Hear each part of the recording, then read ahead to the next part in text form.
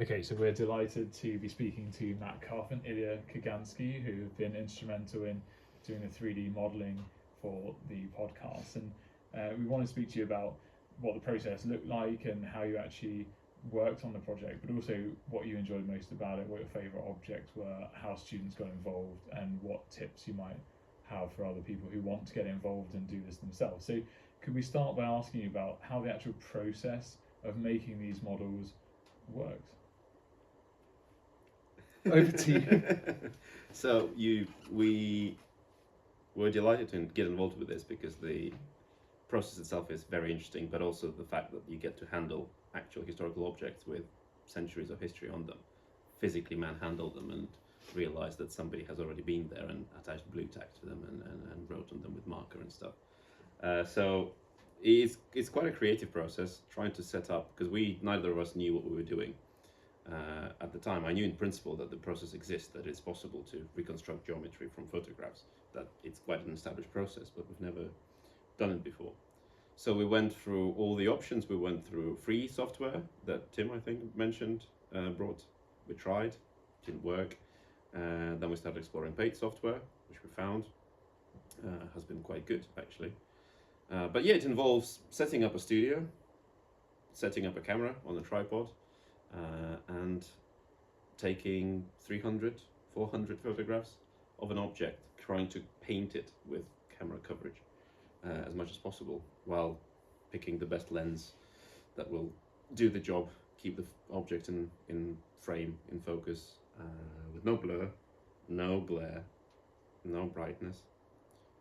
We ended up using all of your light sources that were available. Every single light.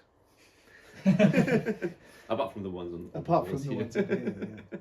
I think what was interesting for me was that reframing of taking your head out of the creative methods of photography and looking at how do I make a functional photograph that is really well lit,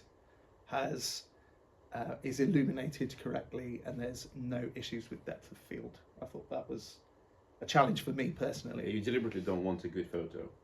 You want a flat photo with flat colors, flat light, flat focus, and flat everything. That's what you want. You want to forget that you're a good photographer, and you want to actually be a boring, flat photographer, because you want to create something that will be representative of the object in the end.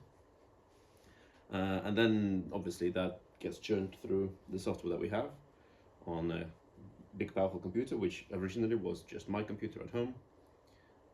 And then it's great that we have these now, because we can churn through stuff much faster on these, and school electricity, and the students can get involved, and students can actually observe the process. We had a couple of groups of students come in and try to at least participate to the degree that we could.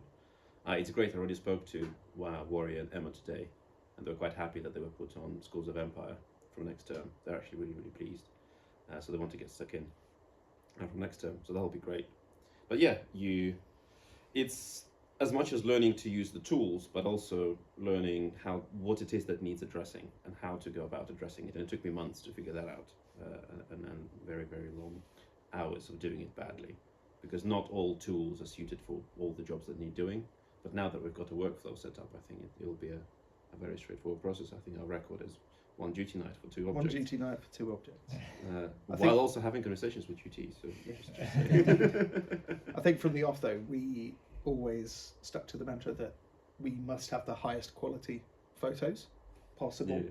So we use a full frame Canon camera that has, incredible megapixels, really detailed images. So every single image that is pumped into Zephyr is huge, really detailed. Yeah, 6K by 4K. Yes. Huge images. What does that workflow look like in terms of getting that huge number of photos at super high quality down to an incredibly small model? Because what's been amazing, we set you this quite difficult task of trying to get these model sizes down really small so that we can get them on the website and they can load quickly, and they're all about 4.8 megabytes, which is tiny considering the amount of detail is outstanding. So what's the workflow look like to get from the huge photos down to that small model which still retains the detail? What do you have to do? Well, each photo that comes in is probably larger than the model. Yeah. that Yes, is one single exported photo. at the end, one single photo, Yeah. and then there's 300 of them. So you can imagine the amount, the volume of data we're working with.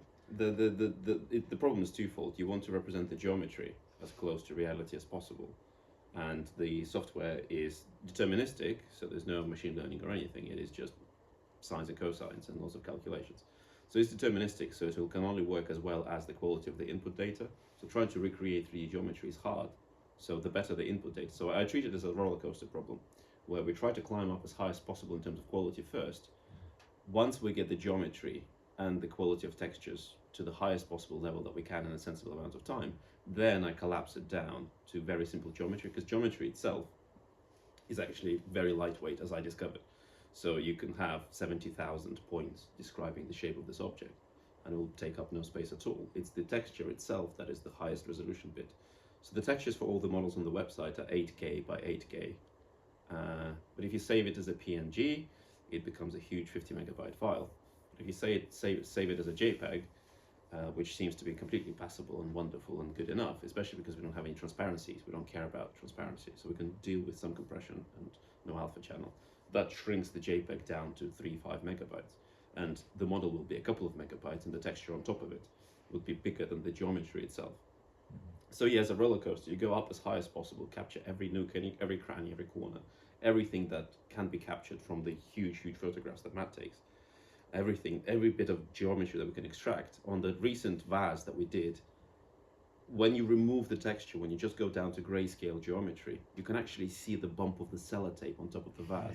Like it is that level of detail that you can actually see the sellotape just geometrically being there on top of this vase, which is incredible. And it would not be possible if we didn't go through the efforts of setting up the photo shoot as the way that we did. How many points was that? Was the vase? Yeah, we started Before we with shrunk it down. 3 million points to describe it, and then down to 50,000 ish as the final product. So you start really high, ramp it up, and then go through and shrink it back down, because again you start learning the problems with each of the tools.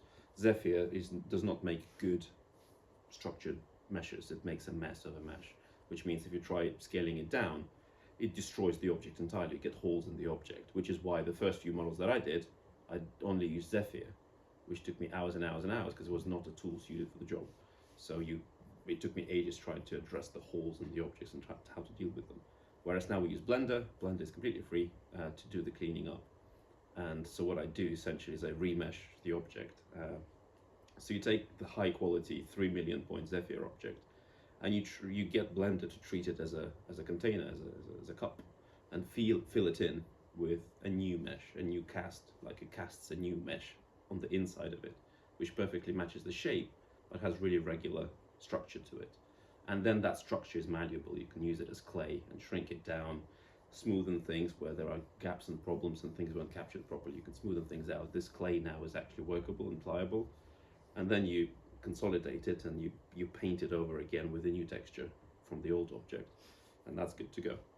So it's quite a challenging process in terms of recreating these different objects in 3D, and you guys have done such an amazing job working with a huge variety of objects. They're all very different in style. So you've got the Burmese prayer manuscript rotating in the background there. You know, we talk about the vase as well, and there's been Egyptian reliefs and many more. They all present different challenges. Which has been your favourite object for each of you to work with, and why, and what particular challenges did some of these objects pose?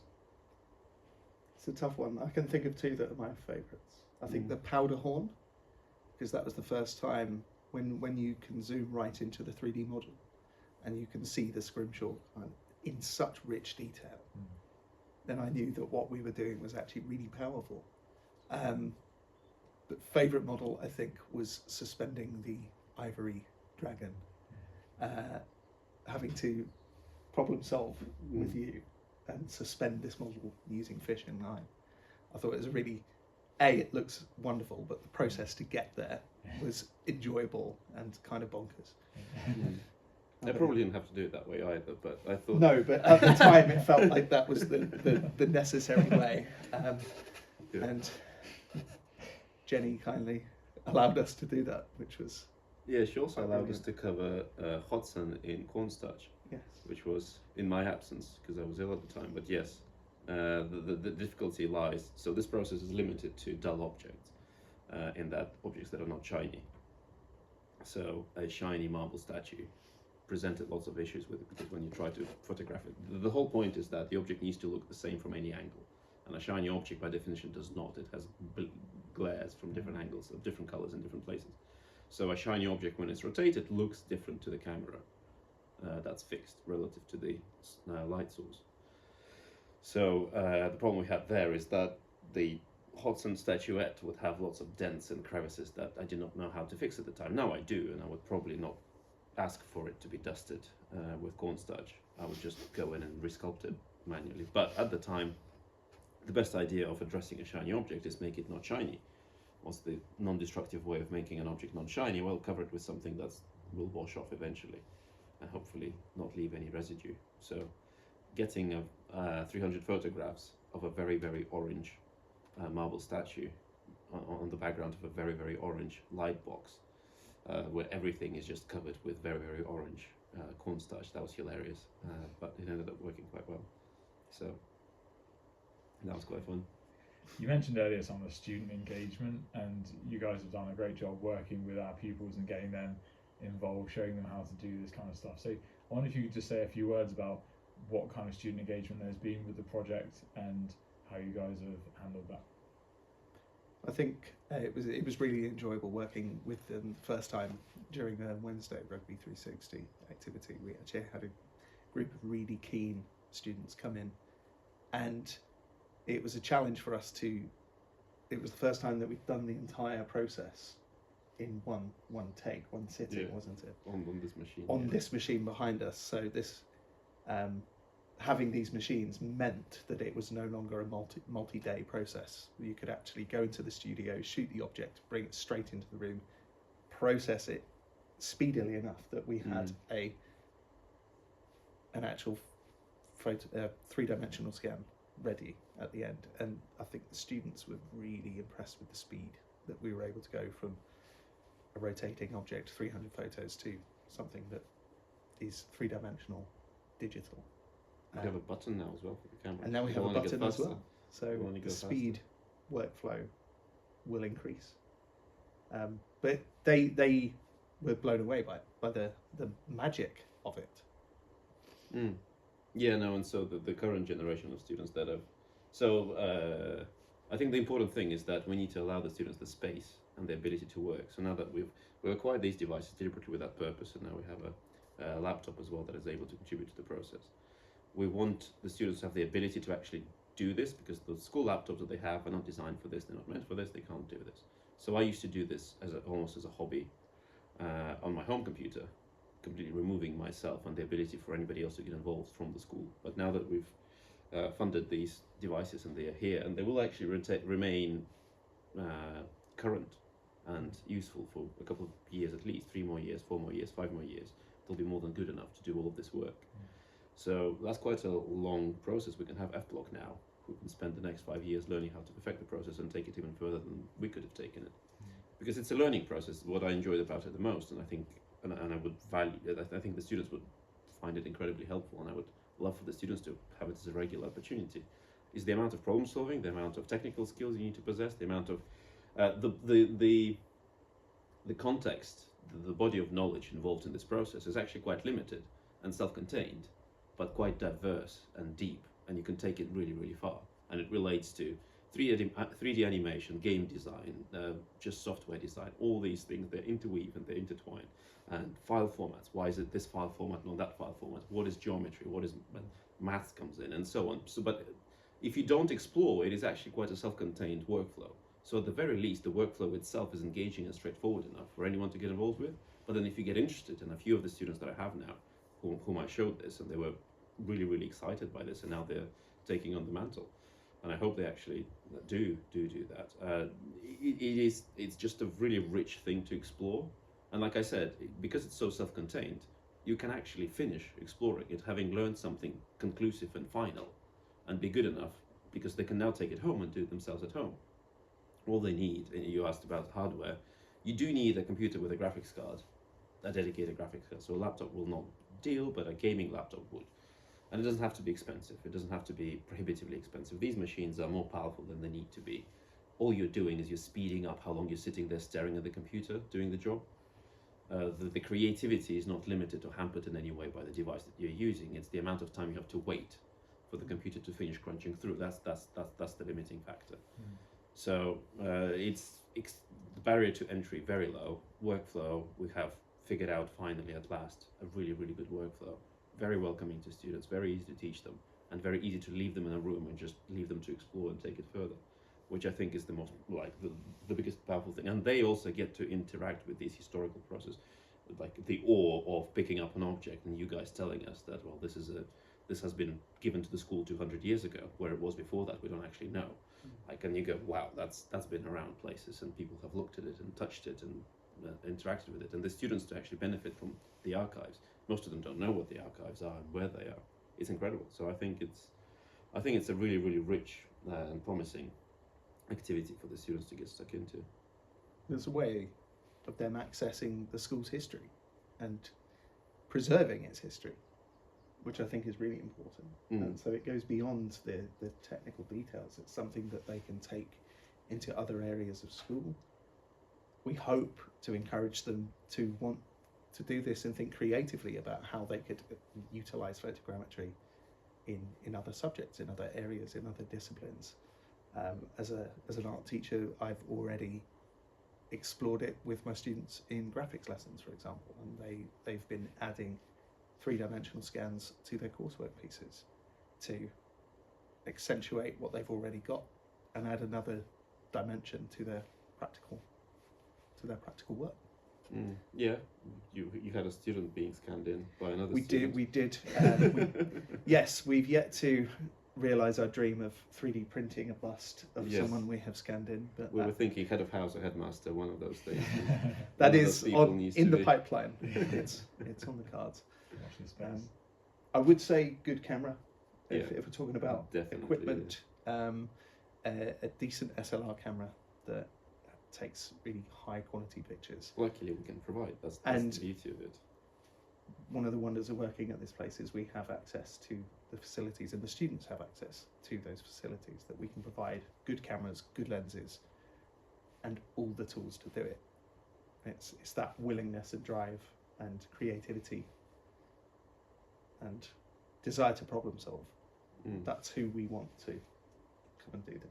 Yeah, and it shouldn't be us geeking out in the basement and going, oh, could we scan in the chapel? Could we scan in the old organ in the chapel? Could we scan in the head of house? Could we? It should be the students going, oh, so I've got this object at home which is whatever. Can I bring in the photographs or bring in the object and we do it? Or can I bring in my little brother and scan him in and 3D print a little version of my little brother to give him back for as a wedding present or something, whatever. But like the possibilities, it just like I said, it's an opportunity making activity. It just presents opportunities to be taken further, and it's a shame that the students don't interact with it. So it's great to see that somehow. Well, I think what you guys have done for the project has been enormous, and we're very grateful to you both for all of your efforts. And those have been also outside of the curriculum. This has been on top of your normal jobs and very busy jobs. So we'd just like to record our thanks to you, because the 3D models are really the jewel in the crown of the project, and I think a really exciting way for people to get into the history and access it and be able to manipulate these objects in 3 dimensions as if they had them in front of them. That's something we couldn't have done without you. So you've been integral to the project, and we just want to thank you very much, and thank you for taking the time to chat with us today and to explain how you've done this amazing technical feat. So thank you both very much. Pleasure. Thank you. Thanks.